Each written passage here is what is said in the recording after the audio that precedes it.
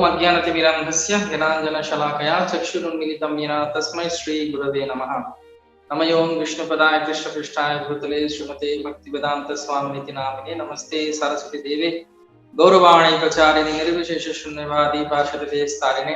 नमो महावदन्नाय कृष्णप्रेमप्रदायते कृष्णाय कृष्णचैतन्य नाम्ने गौरतीशे नमः। हे कृष्णा करुणा सिंधु दीनबंधु जगत्पते गोपेश गोपिकाकान्त राधाकान्त नमस्ते। तप्त कांचन गौरांगी राधे वृंदावनेश्वरी वृषभानुसुते देवी प्रणमामि हरिप्रिये। नीलाचल निवासाय नित्याय परमात्मने बलभद्र सुभद्राभ्यां जगन्नाथाय नमः। पंचाकल्पतरुभ्यश्च कृपा सिन्धु एव च पतितानां पावनेभ्यो वैष्णवेभ्यो नमो नमः। जय श्री कृष्ण चैतन्य प्रभु नित्यानंद श्री अद्वैत गदाधर श्रीवासादि गौर भक्तवृंद।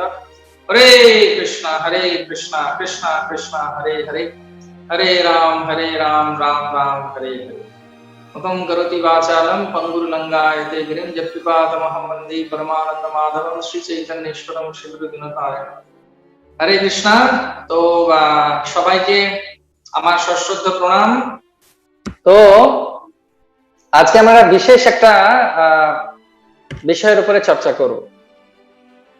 তো কেউ ব্রহ্মচারী আশ্রমে আসার জন্য উৎসাহ নেই, কি কেউ ভক্তিতে থাকার জন্য উৎসাহ নেই, বা কেউ অনেকদিন ধরে ভক্তিতে আছে সেরকম ব্যক্তিরও, এবং যে অনেক পরিপক্ক হয়ে গেছে তার জন্য চৈতন্য চরিতামৃত হচ্ছে খুব বিশেষ। এবং যে কোনো গ্রন্থ এবং তাদের আশীর্বাদ ছাড়া আমরা কোনোদিনই ভগবত ভক্তিতে এগিয়ে যেতে পারবো না। সেজন্য শাস্ত্রে বলা হচ্ছে শ্রুতি স্মৃতি পুরাণ আদি পঞ্চরাত্রিক বিধিং বিনা ঐকান্তিকী হরির ভক্তি উৎপাতহি কল্পতে। তো সেরকমই শাস্ত্রের মধ্যে সব থেকে সুন্দর এবং মিষ্টি, সব শাস্ত্রই সুন্দর, তবে চৈতন্য চরিতামৃত হচ্ছে বিশেষ। কেন না, আচার্যরা বলছেন ভগবানের বাণী হচ্ছে গীতা, ভগবানের হৃদয় হচ্ছে শ্রীমদ্ ভাগবতম, যেখানে ভগবানের বিশেষ ভক্তদের সম্পর্কে ভগবান নিজে গুণকীর্তন করছেন। এবং ভগবানের যদি মন জানতে হয় তাহলে আমাদের গ্রন্থ অধ্যয়ন করা উচিত কোনটি না, শ্রী চৈতন্য চরিতামৃত। এবং ভক্তিবিনোদ ঠাকুর আমাদের বিশেষ একজন আচার্য, তিনি ভবিষ্যৎবাণী করে গেছেন। এটা বাংলাদেশের জন্য খুব বিশেষ ভবিষ্যৎবাণী করে গেছেন যে একদিন চৈতন্য চরিতামৃতকে আস্বাদন এবং বোঝার জন্য সারা বিশ্বের মানুষ বাংলা শিখবে আর বাংলায় কথা বলবে আর বাংলা কথা শুনে সেটাকে হৃদয়ঙ্গম করবে। সেজন্য এরকম বলা হয় না যে মোদের গরব মোদের আশা আমরি বাংলা ভাষা, এটা ভক্তিবিনোদ ঠাকুর তিনি বলে গেছেন যে চৈতন্য চরিতামৃত অধ্যয়ন করার জন্য, তাকে আস্বাদন করার জন্য, পুরোপুরি ভাবে বোঝার জন্য একদিন সারা বিশ্বের মানুষ বাংলা ভাষাকে আস্বাদন করবে। তো আজকে আমরা শ্রী চৈতন্য চরিতামৃতর আদি লীলার অষ্টম পরিচ্ছদ থেকে আলোচনা করব, যেখানে কৃষ্ণদাস কবিরাজ গোস্বামী সবার কাছ থেকে আশীর্বাদ লাভ করার জন্য বৃন্দাবনে গেছেন চৈতন্য চরিতামৃত লেখার আগে। সেই সময় বৃন্দাবনে সবার কাছ থেকে উনি আশীর্বাদ নিচ্ছেন, এবং আশীর্বাদ নেবার সময় তিনি বিশেষ মহাপুরুষ, যে কিছুক্ষণ আগে ইন্ট্রোডিউস করছিল না যখন আমাকে তোমাদের সঙ্গে আলাপ করা ছিল, মহাজন মহাজন হওয়া তো সোজা নয়, কিন্তু বাংলাদেশের সবার ভালোবাসা এত, এবং সবাই এত সবাইকে সম্মান করে, সেটা উচিত আমাদের তরফ থেকে আরেকজনকে সম্মান করা উচিত। সেটা হচ্ছে খুবই বিশেষ এবং সেরকমই হওয়া উচিত। তো মহাজন হয়ে যাওয়া যায় খুব তাড়াতাড়ি বাংলাদেশে গেলে। যাই হোক, সেটা বাংলাদেশের ভক্তদের একটা সরলতা এবং খুবই বিশেষ একটা আশীর্বাদ যে সবাইকে সম্মান করে। সকলে সম্মান করিতে শতপি দিওনাথ যথাযথ, তবে তো গাইব হরিনাম সুখে অপরাধ হবে। আমরা এইভাবে যখন সম্মান দিই, ঠিক সেরকম ভাবে সে আশীর্বাদ নেওয়ার জন্য, বৈষ্ণবদের কাছ থেকে আশীর্বাদ নেওয়ার জন্য কৃষ্ণদাস কবিরাজ গোস্বামী চৈতন্য চরিতামৃত লেখার আগে তিনি বৃন্দাবনে গেছেন, এবং বৃন্দাবনে গিয়ে অনেকের কাছে আশীর্বাদ নিচ্ছেন। তারপরে কি হয় না, আদি লীলা অষ্টম অধ্যায়ে এখানে বলা হচ্ছে, আমরা আমি শুরু করছি 47 অর্থাৎ 46 থেকে 47 থেকে, আজকের কাছে 45 থেকে শুরু করি। সূত্র করি সব লীলা করিল গ্রন্থন, পাছে বিস্তারিয়া তাহার করিল বিবরণ। তিনি বৃন্দাবন দাস ঠাকুরের চৈতন্য ভাগবত সম্পর্কে আলোচনা করছেন, যে বিস্তারিত ভাবে তিনি বর্ণনা করেছেন চৈতন্য লীলা। চৈতন্য চন্দ্রের লীলা অনন্ত অপার, বর্ণিতে বর্ণিতে গ্রন্থ হইল বিস্তার। তো গ্রন্থ চৈতন্য ভাগবত অনেক বড় হয়ে গেছে, তার কারণ হচ্ছে এত কিছু লীলা পুঙ্খানুপুঙ্খ ভাবে তিনি বর্ণনা করছেন। বিস্তার দেখিয়া কিছু সংকোচ হইল মন, সূত্রধর কোন লীলা না কইল বর্ণন। তখন তিনি কি করলেন, কিছু কিছু লীলা সেখানে বর্ণনা করেননি, মহাপ্রভু লীলা সেখানে বর্ণনা করা হয়নি। তার কারণ হচ্ছে এত বড় হয়ে গেছিল সেই লেখা। নিত্যানন্দ লীলা বর্ণনে হইল আবেশ, চৈতন্যের শেষ লীলা রহিল অবশেষ। এবং নিত্যানন্দ প্রভুর যেহেতু তিনি কৃপাধন্য ছিলেন, সেই জন্য নিত্যানন্দ প্রভু লীলা বর্ণনা করতে গিয়ে বৃন্দাবন দাস ঠাকুর এত সুন্দর লীলা বর্ণনা করেছেন যে তিনি নিত্যানন্দের আবেশে নিত্যানন্দকে নিয়েই এত লিখেছেন। এই শ্রী চৈতন্য মহাপ্রভুর যে জগন্নাথ পুরীতে লীলা, অন্তলীলা বিশেষ করে, সেটা লেখা হয়নি। সেই সব লীলা শুনিতে বরণ, বৃন্দাবনবাসী ভক্তের উৎকণ্ঠিত মন। তো মহাপ্রভুর অন্তলীলা বা মহাপ্রভুর জগন্নাথ পুরীতে থাকার সময় কি রকম লীলা হয়েছিল, সেগুলো শোনার জন্য বৃন্দাবনের যত ভক্তরা ছিলেন তাদের সবার উৎকণ্ঠিত হয়েছে মন। উৎকণ্ঠিত মানে কি? আকুল হয়েছে। আকুল মানে কি? চাতক পাখি যেভাবে বৃষ্টির জলের জন্য অপেক্ষা করে, যেভাবে রাধারানী কৃষ্ণকে দেখার জন্য আকুল হন, কৃষ্ণ কথা শোনার জন্য আকুল হন, সেরকম ভাবে শ্রী চৈতন্য মহাপ্রভু, তিনি স্বয়ং কৃষ্ণ, তার বিশেষ লীলাগুলি যেগুলো বাদ পড়েছে চৈতন্য ভাগবতে, সেগুলোকে শোনার জন্য বা সেগুলোকে জানার জন্য কৃষ্ণদাস কবিরাজ গোস্বামীকে তারা বললেন, কি বললেন না, সেই সব লীলা শুনিতে বিবরণ, বৃন্দাবনবাসী ভক্তের উৎকণ্ঠিত মন। সেই সমস্ত লীলাগুলো শোনার জন্য তারা উৎকণ্ঠিত হয়েছেন। তারপরে কি? তখন তিনি বলছেন, না, ভালো করে শ্রবণ করো। তারপর কি হলো? ওনাদের তো উৎকণ্ঠিত মন হয়েছে, তারপর কি? বৃন্দাবনে কল্পদ্রুমে সুবর্ণ সদন, মহাযোগ বিটি তাহা রত্ন সিংহাসন, তাতে বসিয়াছে সদা ব্রজেন্দ্র নন্দন, শ্রী গোবিন্দ দেব নাম সাক্ষাৎ মদন। বলছেন বৃন্দাবনে কল্পদ্রুমে শ্রী গোবিন্দ দেব মন্দির, রূপ গোস্বামী মহাপ্রভুর আদেশ পান এবং মহাপ্রভুর আদেশ পেয়ে রূপ সনাতন এবং মধু পণ্ডিত মহান ভক্তরা রাধা গোবিন্দ, গোপীনাথ এবং মদন মোহনকে পুনঃপ্রতিষ্ঠা করেন, যেটা বজ্রনাথ প্রতিষ্ঠা করেছিল শ্রীকৃষ্ণের মন্দির। কালের প্রভাবে সেটা লুপ্ত হয় এবং শ্রী চৈতন্য মহাপ্রভু স্বয়ং কৃষ্ণ এসে তিনি রূপ সনাতনকে বলেন যে তোমরা এই রূপ্ত ধাম উদ্ধার করো। তো শ্রী চৈতন্য মনোভীষ্টং স্থাপিতম ইয়েন ভূতলে, শ্রী চৈতন্য মহাপ্রভুর মনের যে অভীষ্ট, সেগুলো এই ধরাধামে প্রবর্তন করার জন্য স্বয়ং রূপকদা মায়ং দদাতি সপদান্তিক, রূপ এবং সনাতন বৃন্দাবনে এই মন্দির প্রতিষ্ঠা করেন। এখানে কোন মন্দিরের কথা বলা হচ্ছে? শ্রী গোবিন্দ দেবের মন্দিরের কথা বলা হচ্ছে।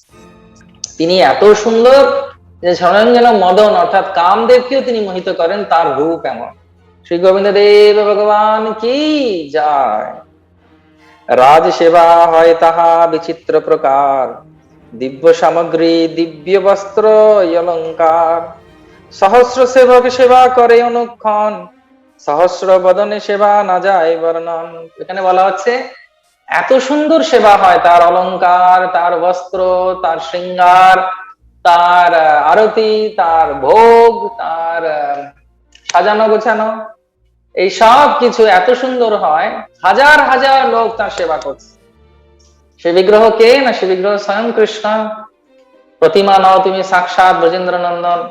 সেই বিগ্রহের এত সুন্দর সেবা হচ্ছে। এখানে বলা হচ্ছে যখন আজ থেকে প্রায় 450 বছর আগেকার কথা বলা হচ্ছে, 500 বছর আগেকার কথা বলা হচ্ছে, এই বিগ্রহরা সবাই ছিলেন কোথায়? বৃন্দাবনে, এবং তাদের রাজ সেবা হচ্ছে। সেখানে থেকে আমাদের আজকের যে আলোচনা, সেই আলোচনার মধ্যে ধীরে ধীরে আমরা প্রবেশ করছি। সবাই মন দিয়ে শ্রবণ করো। সেবার অধ্যক্ষ শ্রী পণ্ডিত হরিদাস, তার যশ গুণ সর্ব জগতে প্রকাশ। সেইখানে এই হরিদাস ছিলেন হচ্ছে গদাধর পণ্ডিতের, তিনি শিষ্য ছিলেন। আমাদের নামাচার্য হরিদাস নন, ইনি থাকতেন জগন্নাথপুরীতে। যখন গোবিন্দদেব প্রতিষ্ঠা হলো তখন তাকে অনয়ন করা হলো, তার সেবা এবং তার বিশেষ অদ্ভুত স্বভাব, বৈষ্ণবাজিত স্বভাব, এবং সেই জন্য তাকে বৃন্দাবনে নিয়ে আসা হলো যে গোবিন্দ দেবের মন্দিরের সেবাভার গ্রহণ করার জন্য। তার নাম কি? শ্রী পণ্ডিত হরিদাস, সেবার অধ্যক্ষ। তিনি হচ্ছেন টেম্পল প্রেসিডেন্ট। হরি বল। তো তার তার তিনি হচ্ছেন কে না? পণ্ডিত হরিদাস। তার যশ গুণ সর্বজগতে প্রকাশ। বৈষ্ণবদের কোন যশ গুণ নিজেরা তারা উপভোগ করেন না, কিন্তু ভগবান চান তার যশ গুণ সবার আগে পৌঁছে যায়।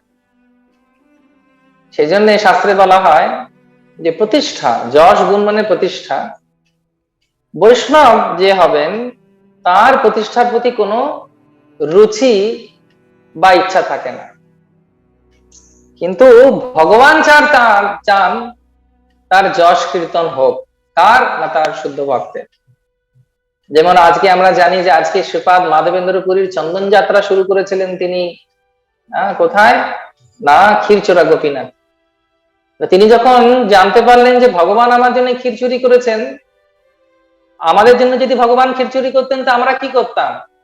ওই ক্ষীরের পটের একটা ছবি তুলে আর ভগবানের একটা ছবি তুলে ফেসবুকে আপলোড করে দিতাম, এই দেখো ভগবান আমার জন্য চুরি করেছে, হরি বল, কত মহান আমি।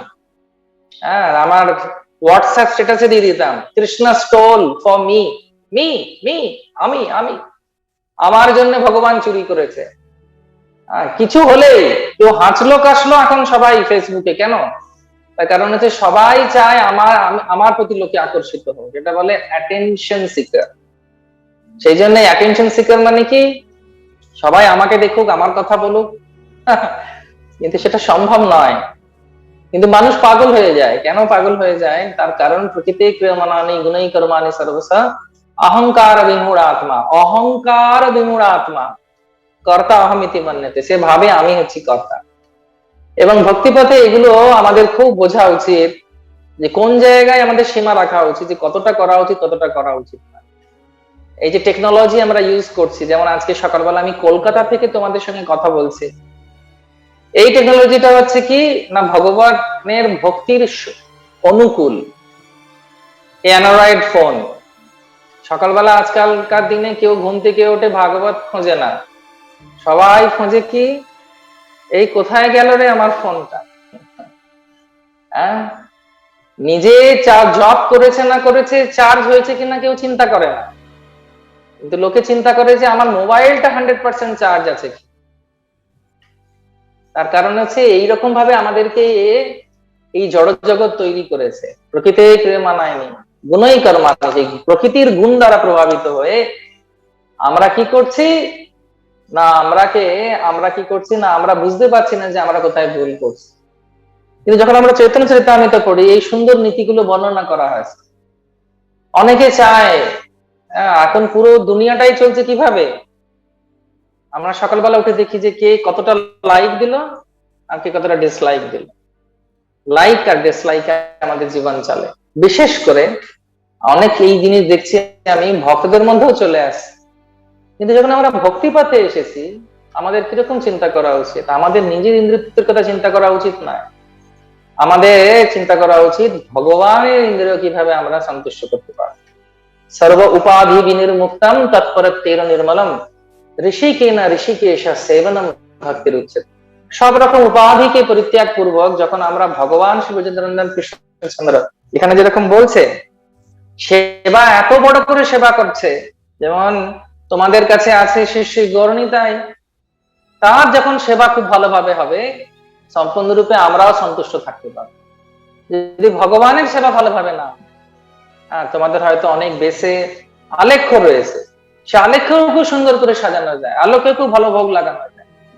সবকিছু হচ্ছে ভগবানের জন্য, কারণ তিনি হচ্ছেন ভক্তারাম যজ্ঞতপসাম সর্বলোক মহেশ্বরম। সুরিদাম সর্বভূতানাম জ্ঞাতমা শান্তি মৃচ্ছতি। কে আনন্দে থাকতে পারবে? যে জানবে যে ভগবান হচ্ছে ভোক্তা। কিন্তু আমরা অনেক সময় আনন্দে থাকতে পারি না, তার কারণ হচ্ছে আমরা ভাবি আমি ভোক্তা, এবং সেই জন্য আমরা কষ্ট পাই। সেই জন্য এখানে কিছু গুণাবলীর কথা তার বর্ণনা করা হচ্ছে খুব সুন্দর ভাবে। যে ভক্তি পথে রয়েছে, শুধুমাত্র ব্রহ্মচারী বা সন্ন্যাসীর জন্য নয় এই সিদ্ধান্তগুলো। এই সিদ্ধান্তগুলো হচ্ছে আপামর ভক্ত মন্ডলীর জন্য, স্ত্রী পুরুষ নির্বিচারে, ব্রহ্মচারী গার্হস্থ বানপ্রস্থ সন্ন্যাসী নির্বিচারে সবার এই গুণগুলো থাকা উচিত, বা এই গুণগুলো পাওয়ার জন্য থ্রাইভ করা উচিত। থ্রাইভ করার মানে হচ্ছে সবসময় আশা করা উচিত, প্রার্থনা করা উচিত যে আমার জন্য এই গুণগুলো আমার মধ্যে আসে। কিরকম গুণ? না, আমার যাতে প্রতিষ্ঠা প্রতি আমার লোভ না হয়, সর্ব অপরাধ হিয়া সর্ব অনর্থ বিভুশ্চয়া পুরো প্রতিষ্ঠায়া বিষ্ঠায়া যন্ত্রে স্পর্শনম করে। সনাতন গোস্বামী বলছেন হরিভক্তি বিলাসে যে সর্ব অপরাধ হিয়া, সব অপরাধ যেগুলো মনে রয়েছে, সর্ব অনর্থ বিভূষয়, যদি অনর্থগুলো হৃদয়ে রয়েছে, তার বিভূষণ কি? কুরু প্রতিষ্ঠায়া বিষ্ঠায়া যন্ত্রে স্পর্শন। এই প্রতিষ্ঠা হচ্ছে অনেকটা বিষ্ঠার মতো। সেটাকে কোথাও যদি বিষ্ঠা পড়ে থাকে, সেটাকে কেউ কেউ গিয়ে ছোঁয় নাকি? এমনকি যদি আরো যদি কেউ পাও ফেলে, তাকে স্নান করতে হয়, তাই না? সেই জন্য সনাতন গোস্বামী বলছে যে কোনো ভাবে যদি নাম পূজা প্রতিষ্ঠা আসে, সেটাকে দেখে এড়িয়ে চলে যাওয়া উচিত। কিন্তু ভগবান তার শুদ্ধ ভক্তের যশ সব জায়গায় ছড়িয়ে দেন, এবং সেই জন্য যখন মাধবেন্দ্র পুরী তিনি যখন ক্ষীর পেলেন, তিনি সেই রাত্রেই যমুনাকে ত্যাগ করলেন। কেন? লোকের ভিড় জমা শুরু হয়, তারা জানতে পারবে যে ভগবান এর জন্য চুরি করেছেন ক্ষীর, নাম হয়ে গেছে ক্ষীর চোরা গোপীনাথ। কিন্তু তার যশ তার পুরীতে পৌঁছানোর আগেই রাজার কাছে পৌঁছে গেছে। কেন? না, যাতে তার সব সুযোগ সুবিধাগুলো ভগবান করে দিলেন। রাজা নিজে ছাড়পত্র দিল, রাজা নিজে কর ছেড়ে দিলেন, সেবক দিলেন 2-3 জন, যেটা মাথায় করে নিয়ে যাবে, যদিও তিনি নিজেও নিয়েছিলেন কর্পূরা চন্দনের কাঠ তার গোপালের জন্য। ঠিক সেরকম ভাবে এখানে বলা হচ্ছে যে সেবার অধ্যক্ষ শ্রী পণ্ডিত হরিদাস। এখানে পণ্ডিত প্রভুর কথা বলা হচ্ছে, ওখানেও তোমাদের পণ্ডিত প্রভু আছেন, হরে কৃষ্ণ। তার যশ গুণ সর্বজগতে প্রকাশ, তার যশ গুণ সর্বজগতে প্রকাশ। তো সেরকম ভাবে এই শ্রী হরিদাস পণ্ডিতের নাম যশ গুণ সারা জগতে প্রকাশ। তার কি কি গুণ আছে? সুশীল সহিষ্ণু শান্ত বদান্য গম্ভীর, মধুর বচন মধুর চেষ্টা মহাধীর। তিনি করেন কি? সুশীল, সুশীল মানে হচ্ছে তার ব্যবহার খুব খুব শীলতাপূর্ণ, শান্তন্য, শান্ত ধীর। আমরা যেরকম ভাবে ব্যবহার করব, যখন আমরা ভক্ত হই, আমরা উগ্র ব্যবহার করতে পারবো না। কেন পারবো না? তার কারণ হচ্ছে সেটা জগতের কাছে খুব অকল্যাণকারী। ধর্ম সংস্থাপন হেতু সাধুর ব্যবহার। সুচেতন মহাপ্রভু বলছেন সাধুরা কিরকম ব্যবহার করবে না, সাধু বা সাধ্বী যেই হোক না কেন, তার ব্যবহার কিরকম করা উচিত? ধর্মকে সংস্থাপন করার জন্য। সাধুর ব্যবহার কিরকম হবে? এইরকম আমাদের গুণ এরকম আসা উচিত। আমরা যখন তিলক পরি, কণ্ঠী পরি, আমরা বলি যে আমি গৌড়ীয় বৈষ্ণব পরম্পরায় দীক্ষিত, বা আমি গৌড়ীয় বৈষ্ণব পরম্পরায় রূপানুগ ভক্ত, আমি শ্রীল প্রভুপাদের পরিবারভুক্ত। তাহলে সেই রকম ভাবে আমাকে ব্যবহারও করা উচিত। আমার ব্যবহার এরকম সুন্দর হবে যে ব্যবহারের মাধ্যমে আরেকজন কিছু জিতে নিতে পারে, এমন ব্যবহার হবে তার। এই জন্য এটা একটা বড়, শুধু তিলক আর কণ্ঠী 5 টাকায় পাওয়া যায়, পারি না? 5 টাকায় 5 টাকা তিলক তো 5 টাকায় পাওয়া যায়, আর কণ্ঠী হয়তো 10 টাকা। ইন্ডিয়ান বা বাংলাদেশ বলছি না, বাংলাদেশেও 5 টাকায় পাওয়া যায়, বা ইন্ডিয়াতেও পাওয়া যায় 5 টাকা। কিন্তু সেই 5 টাকার তিলক আর 15 টাকার কণ্ঠী পরে আমরা বৈষ্ণব বা বৈষ্ণবী হওয়া সোজা নয়, বৈষ্ণব হওয়া সোজা নয়। একটা গান আছে না, গৌর গৌর বলছে সবাই, বাউল বাউল বলছে সবাই, বাউল হচ্ছে কোন জানা, সারা গায়ে মাখলে তিলক গৌর মেলে না। আমার খুব ভাল লাগে এই গানটা। আমি ভাবি যে তিলক তো পড়ছি, কিন্তু ওই রকম ভক্তি কবে আসবে যে এরকম সুশীল হবে। একবার একটা ঘটনা আমি মনে পড়লো এই প্রসঙ্গে। আমরা কিছু ভক্তরা মিলে, আজ থেকে প্রায় 20-25 বছর আগেকার কথা বলছে, আমরা একটা জায়গায় প্রচার করতে গেছি। তো ট্রেন থেকে নেমে সব অল্প বয়স্ক ব্রহ্মচারী সব ধরুন ধরুন ধরুন ধরুন করে হেঁটে হেঁটে যাচ্ছে সবাই। কি হলো প্রভুজি, এরকম করে সব যাচ্ছে। তো ওদেরকে দেখে স্টেশনে যতজন লোক ছিল তারা একটু অবাক হয়ে তাকিয়ে আছে। আর ওখানে একজন বয়স্ক ভদ্রলোক ভদ্রমহিলা ছিলেন। তো ভদ্রমহিলা একটু অবাক হয়ে গেছে যে এই লাল কাপড় পরা সাধুগুলো এরকম টিড়িং বিড়িং করে লাফাচ্ছে কেন, এরকম এরকম ভাবে চলছে কেন, হইচই করছে কেন। কারণ সাধু মানে কি ওই যে সুশীল, এই যে গুণগুলো বলা হচ্ছে। তখন ভদ্রমহিলা ওই অবাক হয়ে তাকিয়ে আছে নবযুবক ব্রহ্মচারীদেরকে দেখে, নবীন সন্ন্যাসীদেরকে দেখে। তো তখন তখন এই ভদ্রলোক ভদ্রমহিলাকে বলছেন, একটু বয়স হতে দাও, সব শান্ত হয়ে যাবে।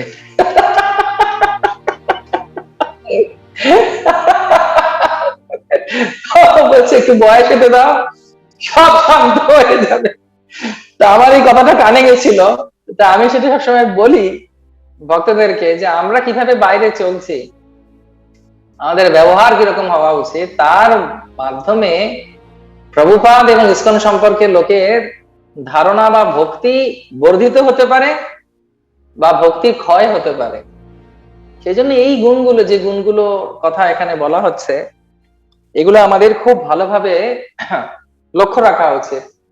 এবং তোমরা দেখবে যে শ্রীমদ্ ভাগবতম যখন অধ্যয়ন করবে, চৈতন্য চরিতামৃতে যে সমস্ত গুণাবলীর কথা এখন আমরা আলোচনা করছি, ভগবানের শুদ্ধ ভক্ত এবং ভগবানের যে সমস্ত ভক্তদের কাছে কথা আমরা শুনি, প্রহ্লাদ, ধ্রুব, অম্বরীশ মহারাজ, যুধিষ্ঠির মহারাজ, এরকম বিশেষ বিশেষ যে ভক্ত আছেন, ভক্তরা, এমনকি চৈতন্য মহাপ্রভুর যে সমস্ত পার্শ্বদরাও রয়েছেন, তাদের সবার মধ্যে কিন্তু এই গুণাবলী গুলো খুব প্রকৃষ্ট। শুধু তাই নয়, আমাদের গুরুবর্গ, আমাদের এমনকি মন্দিরের মধ্যেও দেখবে, আমাদের কংগ্রিগেশনে কোনো গৃহস্থ ভক্ত, কোনো গৃহস্থ সাধু সাধ্বী, গৃহস্থ দের মধ্যে, এমনকি ব্রহ্মচারীদের মধ্যেও দেখবে অনেক সাধুরা আছেন। আমি নিশ্চয়ই জানি যে তোমরা উপলব্ধি করছো বা দেখছো, শুধুমাত্র যে শাস্ত্রে আছে তা নয়, নিজেদের পাশে হয়তো যে ঘুমিয়ে আছে, রাত্রে হয়তো একটু বেশি নাক ডাকে, তার কিন্তু স্বভাব থাকতে পারে, তার কিন্তু স্বভাব থাকতে পারে, এই গুণগুলো, এই সুন্দর গুণগুলো থাকতে পারে। এই জন্য বৈষ্ণব যে হবে সে সবসময় তৎপর থাকবে আরেকজনের ভালো গুণ দেখার জন্য। সেখানে এখানে বলা হচ্ছে সুশীল। সুশীল মানে খুব ভালো ব্যবহার যা। সহিষ্ণু, সহিষ্ণু মানে কি সহ্য করার ক্ষমতা। তো যে সয় সে রয় প্রবাদ বাক্য আছে। এবং শ্রীমদ্ ভাগবত গীতার সব থেকে যে বিশেষ শ্লোকটি আমার খুব ভালো লাগে, যেটা ব্রহ্মচারী আশ্রমে আসার পর আরো বেশি করে বুঝতে পারছি, সেটা হচ্ছে মাত্রা স্পর্শস্তু কৌন্তেয়া শীত উষ্ণ সুখ দুঃখদা আগাম পাইয়া নিত্য তান্ত্রিক ভারত, সহ্য করো, ধৈর্য ধরো। আর জড় জগতে সে কেউ ব্রহ্মচারী হোক বা কি গৃহস্থ হোক, সহ্য করে থাকতে হবে, সহিষ্ণু। এবং বিশেষত যারা লিডার্স মানে আমরা সবাই অ্যাকচুয়ালি কাউকে না কাউকে উদ্বুদ্ধ করছি কৃষ্ণ ভাবনামৃততে, কৃষ্ণ এই আন্দোলনে, ভগবান শিল প্রভুপাদ এবং ভগবানের আন্দোলনে আমরা উদ্বুদ্ধ করছি। তা আমাদের এই গুণগুলো আসা উচিত। সেজন্য বলা হচ্ছে শুধুমাত্র অধ্যক্ষ নয়। আরে তোমরা বলতে পারো প্রভু এটা তো অধ্যক্ষদের জন্য বলা হয়েছে, উনি অধ্যক্ষ ছিলেন। না না না না না, বৈষ্ণব গুণ। পদ এসেছে, পদটা আলাদা, সেবার জন্য পদ থাকে। গুণাবলীগুলো ব্যক্তিগত হয়, ভালো করে বোঝার চেষ্টা করো। গুণাবলীগুলি হচ্ছে ভগবানকে ভালোবাসার একটা পদ্ধতি, যে পদ্ধতির মাধ্যমে একজন ভক্ত সে তৈরি হয় ভগবানকে সুন্দরভাবে নিজের কাছে হৃদয়ঙ্গম করার জন্য। সেই জন্য আমাদের খুব ভালোভাবে বুঝতে হবে যেটা সবার জন্য চৈতন্য চরিতামৃতে বলা হচ্ছে। আমাদের প্রত্যেকের চেষ্টা করা উচিত যাতে আমরা সুন্দরভাবে এই গুণাবলীগুলো লক্ষ্য করি। সহিষ্ণু, আমাদের যখনই কোনো, বিশেষ করে যারা আশ্রমে আসার কথা ভাবছে, আশ্রমে থাকার কথা ভাবছে, সহিষ্ণু হতেই হবে। যদি সহিষ্ণু আমরা না হই তাহলে কিন্তু আমরা চলতে পারবো না। যেরকম প্রচেতাদের ভগবান নারায়ণ দর্শন দিয়েছিলেন, 11 জন প্রচেতা ছিলেন, তাই তো? যদি আমি ভুল না বলে থাকি, 11 জন প্রচেতা ছিলেন। কতজন ছিলেন? 21 জন, 10 ওকে, পন্ডিত গদাধর প্রভু বলছেন 10 জন ছিলেন। তো 10 জন প্রচেতা যারা ছিলেন তাদেরকে ভগবান দর্শন দিয়েছিলেন কেন জানো? তারা একে অপরকে সহ্য করে একসঙ্গে ভগবত ভক্তি করছে। সেটাই হচ্ছে আশ্রম ভাই। আশ্রমের প্রকৃত অর্থ হচ্ছে একসঙ্গে একত্রিতভূত হয়ে ভগবানকে সম্পূর্ণরূপে সেবা করা, এবং কারোর দোষ না দেখে, তার গুণ দেখে, তার ভালো গুণ দেখে। আজকে যদি প্রভুপাদ সহিষ্ণু না হতেন তাহলে কি ইসকন তৈরি হতো? বলো, তৈরি হতো না। প্রভুপাদ কত সহ্য করেছেন। প্রভুপাদ একদিন ক্লাস দিচ্ছেন আমেরিকায় প্রথমের দিকে, হঠাৎ উনি ক্লাস দিতে যাবেন, উনি দেখছেন ওনার কুর্তা পাওয়া যাচ্ছে না, ওনার ওনার মানে পাঞ্জাবিটা পাচ্ছেন না। তো উনি উত্তরী গায়ে দিয়ে বসে পড়েছেন হরি কথা বলতে। তো হঠাৎ দেখছেন সামনে একটা ছেলে বসে আছে, সে ওনার কুর্তাটা পরে আছে। হরে কৃষ্ণ। তখন প্রভুপাদ পরবর্তীকালে বললেন যে অনেকগুলো নিয়ম আছে, তার মধ্যে একটা নিয়ম হচ্ছে গুরুর জামা কাপড়ও পরা যাবে না। হরে কৃষ্ণ। তারা প্রভুপাদেরও জিনিসপত্র নিয়ে পরে জামা কাপড় পরতে শুরু করে দিয়েছে। প্রভুপাদ সহ্য করেছেন। প্রভুপাদ কত সহ্য করেছেন সেটা আমি পণ্ডিত প্রভুকে একটা চিঠি পাঠাবো, যেটা শিল প্রভুপাদ শেলি আগরওয়ালকে পাঠিয়েছিলেন যখন তিনি সান ফ্রান্সিসকো, নিউ ইয়র্কে অন্য জায়গায় চলে গেলেন। একটা খুব সুন্দর চিঠি আছে, চিঠিটা আমি পাঠাবো, সেটা প্রভু তোমাদের সঙ্গে শেয়ার করবেন। দেখবে যে প্রভুপাদ আমাদের জন্য কত সহ্য করেছেন। আর আমরাও কিন্তু ভাবি যে আমাকে সবাই সহ্য করছে না, আমি সবাইকে সহ্য করছি। এরকম একটা ভাবনা আসে আমাদের মাথায়। তার কারণ হচ্ছে এই প্রকৃতিগত ভাবে আমাদেরকে ওইভাবে আমরা বলি না, প্রভু জানেন আমি কত সহ্য করছি। প্রভুপাদের কাছে এই কলকাতা মন্দিরে একজন ভক্ত প্রভুপাদের কাছে এসে বলছেন, এখানকার যিনি অধ্যক্ষ আছেন খুব উৎপাত করেন, খুব ঝামেলা করেন, খুব কঠোর, এই ওই হেনা তেনা। তবে একটা কথা কি, উনি ভালো গানটা গান, ভজন খুব ভালো করেন। তখন প্রভুপাদ ওনাকে বললেন, দেখো আমি খুব খুশি হয়েছি যে তুমি ওনার ভালো গুণাবলী দেখেছো এবং তুমি দেখছো যে উনি ভালো গান গান। তা আমি তোমাকে ওনার যে অন্য গুণগুলোর কথা তুমি বলছো, বদ গুণগুলোকে আমি বলবো তুমি সহ্য করো, যেভাবে আমি তোমার গুণগুলোকে সহ্য করছি। হরে Krishna. I will ask you to tolerate him as I am tolerating you. যেভাবে আমি তোমাকে টলারেট করছি বা সহ্য করছি, সেইভাবে তুমিও ওকে সহ্য কর। সেজন্য এই গুণগুলো বিশেষ করে, বিশেষত যারা একা আছেন কোনো অসুবিধা নেই, একাই কিন্তু তাকেও সহ্য করতে হয় মাইন্ড বা মনের। আশ্রমে আসার প্রথম যে গুণগুলো আছে তার মধ্যে একটা বিশেষ গুণ, যেটা আমিও আমার এই 25-26 বছরের যে সেবাতে ভগবান কৃপা করে রেখেছেন, রাখছেন, রাখবেন ওনার আশীর্বাদ। উনি খুব করুণাময়, বৈষ্ণবদের কৃপায় আছি। আমার এটা সাক্ষাৎকার বা আমার এটা উপলব্ধি, সহ্য করতে হবে। সহ্য না করলে আমরা ভগবানকে ভালোবাসতে পারবো। এবং এই সহ্য করতে হবে কাদের? সবাইকে। আমাদেরকে ধৈর্য ধরতে হবে, সহ্য করতে হবে। সুশীল, সহিষ্ণু, শান্ত। শান্ত মানে কি না, শান্ত কখন কে হয়? শান্ত হতে পারে কে? কে শান্ত হতে পারে? কোন শ্লোকটা? একটু আগে আমি বললাম, ভক্তারাম যজ্ঞ তপসাম সর্বলোক মহেশ্বরম সুরিদাম সর্বভূতানাম জ্ঞাতামাম শান্তিম রেচ্ছতি। যে ভগবানকে সর্বস্ব সমর্পিত করেছে সে শান্ত হতে পারে। এই জন্য এখানে যে শ্রী পণ্ডিত হরিদাস তিনি শান্ত। কেন শান্ত? না তার উপলব্ধি হয়ে গেছে যে ভগবান ছাড়া আমাদের কেউ নেই। বহুনাম জন্মনাম অন্তে জ্ঞানবান প্রপদ্যতে বাসুদেব সর্বমিতি সমাত্মা সুদুর্লভ। এটা শুধু আমরা বুঝেছি, মুকুন্দ ঘুমিয়ে পড়লেন নাকি? আচ্ছা, জেগে আছে, ওকে। তো সেজন্য আমাদেরকেও শান্ত হতে হবে। মুকুন্দ প্রভু শান্ত হয়ে গেছেন, উনি বুঝে গেছেন, সেজন্য একটু বিশ্রামে চলে গেছে।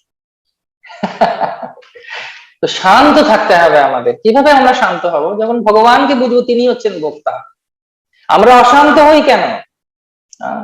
ভক্তি মুক্তি সিদ্ধি কামী সকলে অশান্ত, কৃষ্ণ ভক্ত নিষ্কাম, হরি বল। অতএব শান্ত। সে নিষ্কাম, অন্নাভিলাষিতং শূন্যং জ্ঞান কর্মাদি অনাবৃতম, অনুকূল্যেন কৃষ্ণানুশীলনম ভক্তির উত্তম। তার কি না, সে একমাত্র একটা জিনিসই সে জীবনে চায়। সেটা কি না, অন্য কোনো অভিলাষ তার নেই।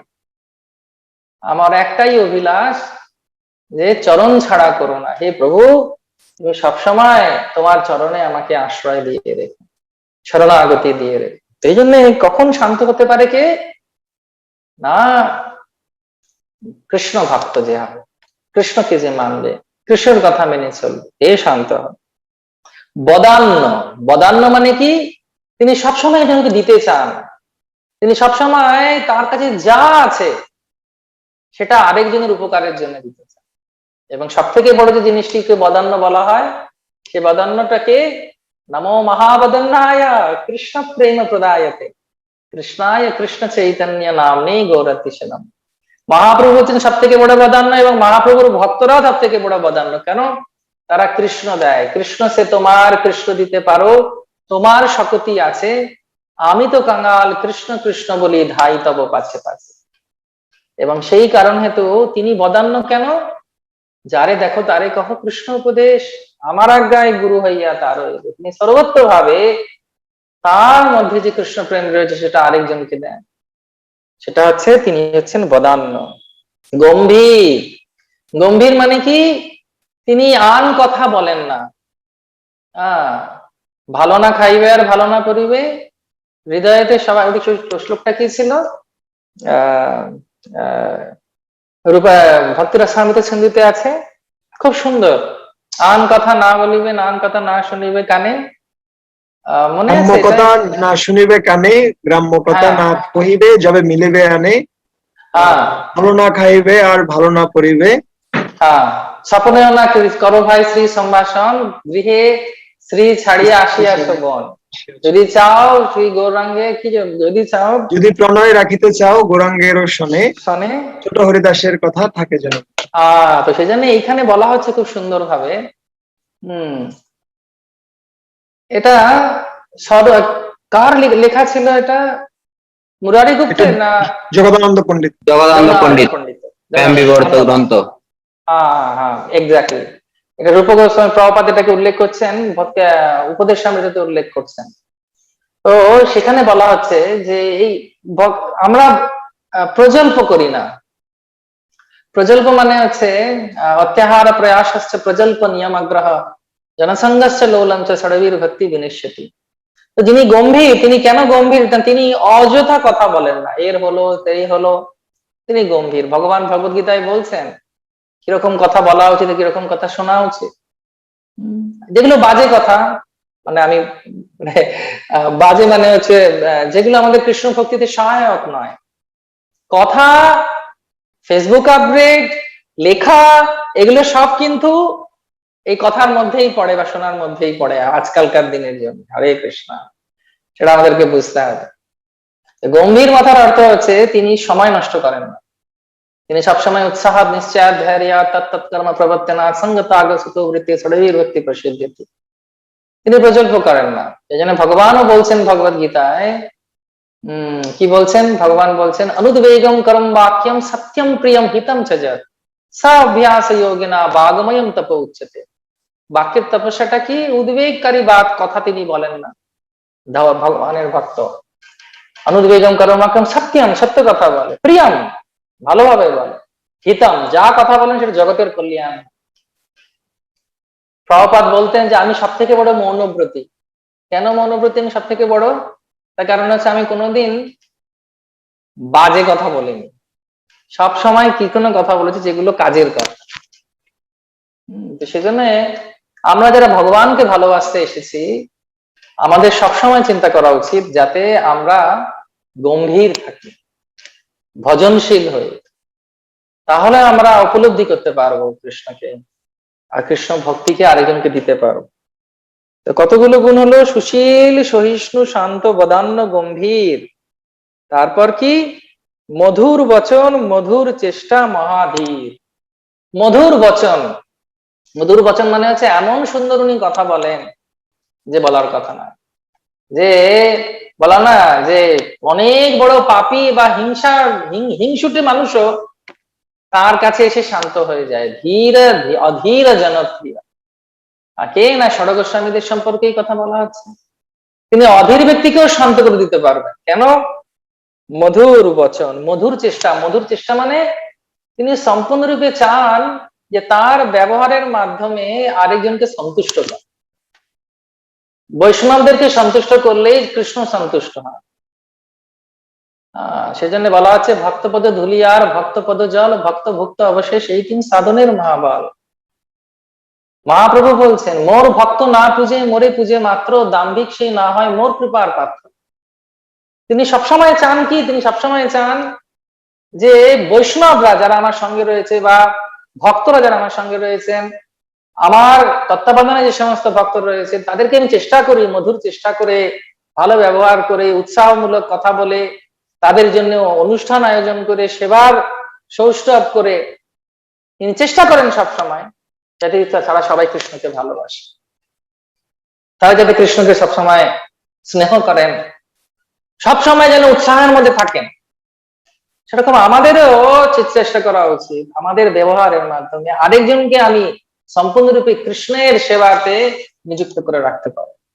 মধুর বচন, মধুর চেষ্টা, মহাধীর। এবং তিনি হচ্ছেন ধীর। যে কোনো পরিস্থিতিতে তাকে কেউ নাড়াতে পারবেন। তিনি স্থির, ধীর, মহাধীর। মহাধীর মানে হচ্ছে যেরকম যুধিষ্ঠির মহারাজ ছিলেন, যে কোনো পরিস্থিতিতে তিনি একদম শান্ত, ধীর। অনেকে অনেক সময় দেখবেন চেঁচামেচি করছে ও কিন্তু শান্ত। দিন চেঁচামেচি করছে, যুধিষ্ঠির একদম শান্ত। কেন? তার কারণ হচ্ছে তার মধ্যে এই গুণাবলীগুলো ছিল বলে উনি সম্রাট করেছিলেন ভগবান কৃষ্ণ। এক জায়গায় মহাভারতে কৃষ্ণ বলছেন, যুধিষ্ঠির তুমি জানো আমি তোমাকে কেন রাজা করেছি? কেন এই যুদ্ধ হলো জানো? কুরুক্ষেত্রের যুদ্ধ। তখন যুধিষ্ঠির বলছেন কেন যুদ্ধ হলো? বলছে তোমাকে আমি রাজা করতে চেয়েছিলাম। I wanted you should become the king of the world. তোমাকে রাজা করার জন্য আমি এত কিছু করেছি। তার কারণ হচ্ছে তোমার মাধ্যমে আমি জগৎ পালন করব, আর তোমার মধ্যে এই গুণ রয়েছে। এই সব বৈষ্ণবদের, শুদ্ধ ভক্তদের এই গুণ রয়েছে। মহাধীর। মহাধীর মানে সব অবস্থাতেও তিনি, প্রতিকূল অবস্থাতেও তিনি চেতনা সবসময় অনুকূল থাকে কৃষ্ণ ভক্তির জন্য। সবার সম্মান কর্তা, করেন সবার হিত, কৌটিল্য মাৎসর্য হিংসা শূন্য তার চিত। কত সুন্দর কথা! এগুলো যদি আমরা পাই কি সুন্দর হবে। তাহলে একটা প্রথম ধরি। প্রথম হচ্ছে কি সবার সম্মান কর্তা, তিনি সবাইকে সম্মান করেন। সকলে সম্মান করিতে শকতি দিও নাথ যথাযথ, তবে তো গাইব হরিনাম সুখে অপরাধ। তিনি সবাইকে সম্মান করেন। কেন সবাইকে সম্মান করেন জানেন বা জানো? কে ভক্ত হবে তুমি কি জানো? আর যদি আমি কাউকে এখন দুর্ব্যবহার করি, সে যদি পরবর্তীকালে গিয়ে ভক্ত হয়ে যায় কি হবে? যে ঘটনাটা ঘটেছিল ধ্রুব মহারাজের লীলায়, উত্তম এবং তার মা সুরুচির জন্য, তারা যখন ধ্রুব মহারাজ ছোট ছিলেন বুঝতে পারেননি যে কত বড় বৈষ্ণব তিনি। তার চরণে অপরাধ করেন, তাকে কষ্ট দেন, মানসিক ভাবে পীড়া দেন, এবং সেই জন্য মা ছেলেকে পুড়ে মরে যেতে হয়েছিল দাবানলে। যদিও ধ্রুব মহারাজ ক্ষমা করেছিলেন, কিন্তু সেই অপরাধ তার হয়েছিল কেননা তিনি বৈষ্ণব ছিলেন, ভগবানের প্রিয়জন ছিলেন। তো সেই জন্যই বৈষ্ণব আচার্যরা বলছেন, হইয়াবেন হবেন যত মহাপ্রভুর গণ, ঘুমেতে পড়িয়া করো তাদের চরণ বন্দন। তো হইয়াবেন আর হবেন, হয়েছেন যারা, যারা হবে, কে হবে কেউ বলতে পারবে? কে এখানে আছে বলতে পারবে যে কে বৈষ্ণব হবে? হাত তুলে দেখাও দেখি। আজকে যার সঙ্গে কথা বলছে সে পরবর্তীকালে হয়তো বৈষ্ণব হয়ে গেল বা বৈষ্ণবী হয়ে গেল, তখন তখন সাধু সাবধান হতে হবে। ঠিক সেই জন্যেই শাস্ত্রে খুব সুন্দরভাবে এখানে চৈতন্য চরিতামৃতে বলা হচ্ছে কি, সবার সম্মান করতে। অনেক সময় আমরা ভাবি যে ঊর্ধ্বতন যারা আছে তাদেরকে সম্মান করতে হবে, আর আমার সঙ্গে যারা আছে আর আমার থেকে ছোট যারা আছে, যা ইচ্ছে চালিয়ে যাও, ধর এ তো আমার সামনে ভক্ত হলো। আরে দুদিনের ছেলে প্রভু, দুদিনের ছেলে, আমি ওর থেকে অনেক সিনিয়র। হ্যাঁ, এরকম ভাবি না অনেক সময় আমরা? তো সেই জন্যে কিন্তু কেউ তার মধ্যে কিরকম কৃষ্ণ ভক্তি রয়েছে আমরা কিভাবে জানবো? আমরা জানি না। সেই জন্য ধ্রুব মহারাজের 5 বছর ছিল, প্রহ্লাদ মহারাজেরও 5 বছর ছিল, তার ছোট শিশু ছিলেন। সেই জন্য শাস্ত্রে বলা হচ্ছে, এবং শাস্ত্রে এবং চৈতন্য চরিতামৃতে বলা হচ্ছে, সকলের সম্মান কর্তা, সকলকে সম্মান করে, করেন সবার হিত, যেটা মঙ্গলময় কাজ, সবার ভালো যেটা হবে সেটা করে। তার মানে কি তার মধ্যে কোনো আরেকটা গুণ নেই, একটা দুর্গুণ নেই, সেটা পরে বলছে। কৌটিল্য, সবার হিত, সকলের মঙ্গল কে করতে পারে? যার মধ্যে 3টে জিনিস নেই: কৌটিল্য, মাৎসর্য, হিংসা, শূন্য তার চিত। তার মধ্যে কৌটিল্য মানে পলিটিক্স। পলিটিক্স করেন না তিনি, এর নামে এখানে, ওর নামে ওখানে। আমি আর পলিটিক্স নিয়ে কিছু বলছি না, সবাই বোঝো ভালো মতোই, এখন সবাই 18 বছর বা 16 বছরের ঊর্ধ্বে রয়েছে সবাই। পলিটিক্স কি জিনিস আর আমরা জানি। কিছুদিন আগে আমাদের এপার বাংলায় ভোট হয়ে গেল। হ্যাঁ, তো বিভিন্ন রকম ভাবে কৌটিল্য সব জায়গায় রয়েছে। কৌটিল্য, মাৎসর্য, মাৎসর্য মানে হচ্ছে আরেকজনের খারাপ করার ইচ্ছায় কোনো কাজ করা, তার যাতে ক্ষতি হয়, এটাকে বলে মাৎসর্য।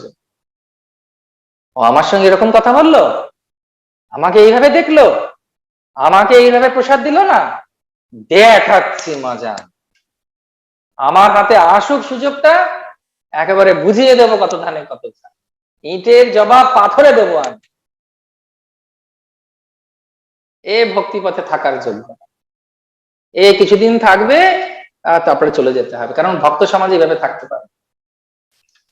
শিল প্রভুপাদের কাছে একজন ভক্ত এসে সবার নিন্দা করছে, সবার নিন্দা করছে।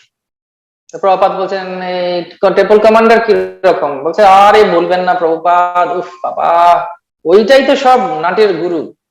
বলছে আচ্ছা, আর টেম্পল প্রেসিডেন্ট? বলছে উনি তো আর বলতে হবে না, ভব ঘুরে, কিচ্ছু দেখেন না, শুধু ঘুরে ঘুরে বেড়ান।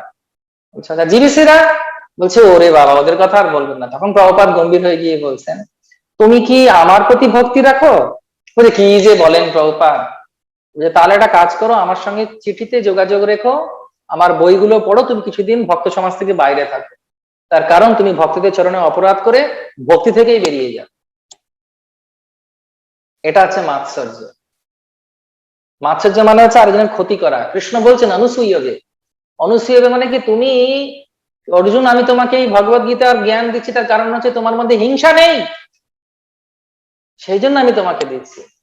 যদি হিংসা বা দ্বেষ, দ্বেষ মানে হচ্ছে এই আরেকজনের ক্ষতি করার মানসিকতা থাকে, সে খুব বিপদের মধ্যে রয়েছে। সেখানে বলা হচ্ছে কৌটিল্য, মাৎসর্য, হিংসা শূন্য তার চিত। তার চেতনা কিরকম না, হিংসা নেই সেখানে। অনেক সময় হিংসা হয় না, গাড়ির পেছনে, কলকাতায় অনেক সময় বাসের পেছনে লেখা থাকে, তোমার হিংসায় আমার জয়। অনেক জায়গায় লেখা থাকে, দেখবি আর জ্বলবি, লুচির মতো ফুলবি। এগুলো সব হচ্ছে হিংসা। আমাদের অনেক সময় হিংসা হয়, রে বাবা, এনার তো ইউটিউব চ্যানেলে অনেক বেশি লোক এসে গেল, ওনার লেকচারে তো অনেকে থাকে, উনি যখন গান তখন তো খুব হয়, লোক খুব মাথা নাড়ে, আমার সময় তো সবাই চুপচাপ ঘুমিয়ে পড়ে। হ্যাঁ, তো অনেক রকম ভাবে হিংসা আসতে পারে। ইনি ভালো কথা করেন, ইনি ভালো প্রবচন দেন, এনার অনেক কাউন্সিলিং হয়ে গেছে, হ্যাঁ অনেক বড় কাউন্সিলর হয়ে গেছে, এগুলো সব হিংসা। কিন্তু কি লাভ হিংসা করে? কি জন্য এসেছি আমি, কি জন্য এসেছি বা কি জন্য আসছি প্রভুপাদের কাছে?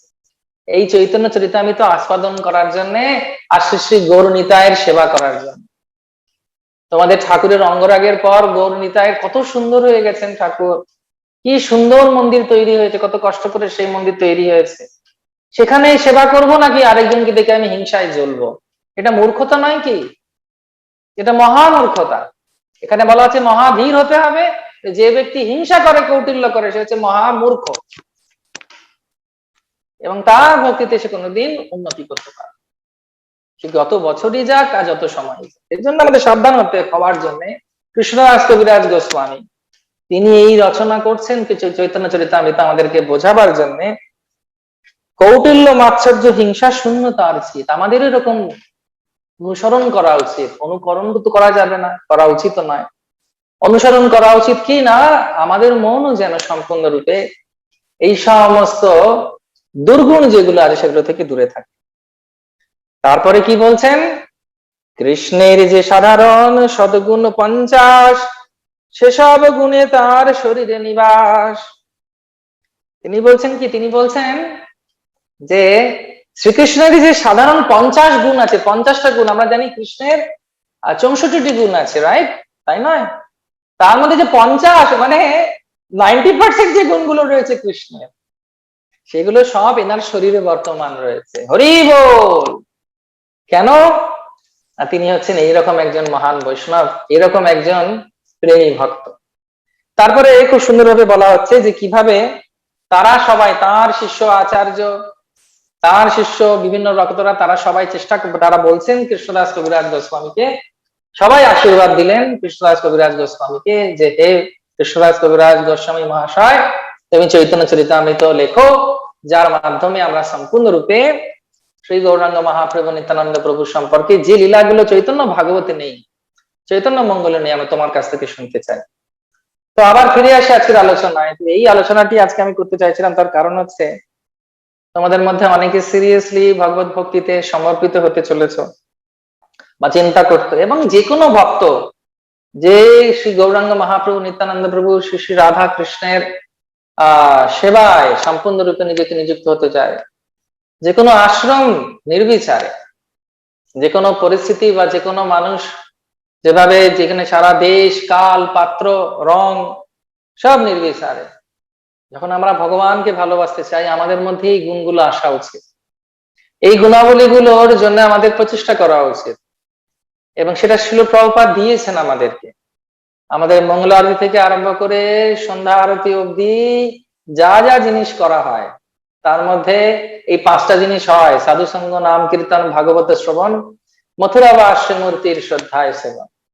শুধু করে গেলে হবে না, শুধুমাত্র করলে হবে না, এই জিনিসগুলো উপলব্ধি করতে হবে যে আমরা কত সৌভাগ্যবান যে আমরা এই সুযোগ পেয়েছি এই মানব জীবনের জন্য।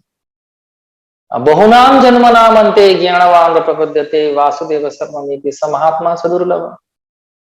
সেরকম ভাবে আমরা যখন খুব সিরিয়াসলি ভগবত ভক্তির পথে এইভাবে সিরিয়াসলি আমাদের জপ, আমাদের সেবা, আমাদের প্রচার, আমাদের বৈষ্ণব সঙ্গের লাভ ওঠানো, এগুলো যখন খুব প্রেমের সঙ্গে আমরা করব, তখন আমাদের মধ্যেও এই দিব্য গুণাবলী গুলো আসবে। এবং দিব্য গুণাবলী এসে কি হবে, আমরা সুন্দরভাবে ভগবানের সেবায় সেগুলোকে সমর্পিত করতে পারবো।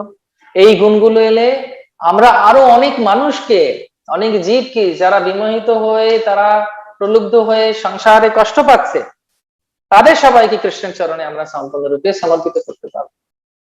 এই জন্য আসো আমরা সবাই আজকে এই দিনে প্রার্থনা করি বৈষ্ণবদের কাছে।